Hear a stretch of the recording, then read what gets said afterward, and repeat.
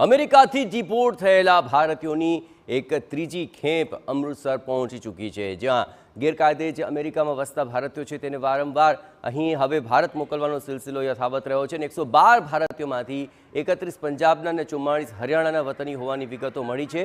Deport કરાયેલા ભારતીયોમાં 33 ગુજરાતીઓનો પણ સમાવેશ થાય છે।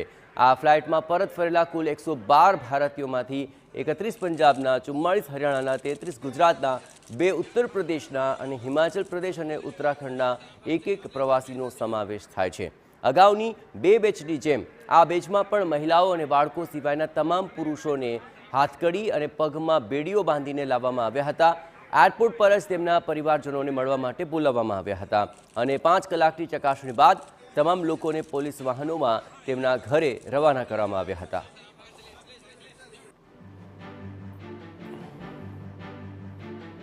ગેરકાયદે વતન વાપસીનો આ સિલસિલો યથાવત રહ્યો છે અને અમેરિકાથી ત્રીજું પ્લેન આવ્યું અને તેમાં પણ ભારતીયોને પરત મોકલવામાં આવ્યા છે। આ તમામ લોકો ગેરકાયદે પહોંચ્યા હતા। ચેતન પટેલ, મંજુલાબેન પટેલ, સ્વાતિ હાર્દિક પટેલ, આ તમામ ગુજરાતીઓના નામ TV9 પાસે આવ્યા છે, જેમાં હિરણ પટેલ અને પૂજા લુહારનો પણ સમાવેશ થાય છે।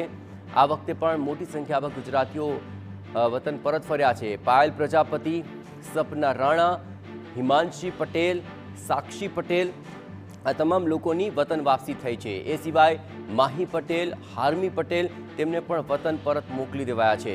દિશા હાર્દિક પટેલ, દ્રષ્ટિ પ્રજાપતિ, તેમને પણ વતન પરત ફરવું પડ્યું છે।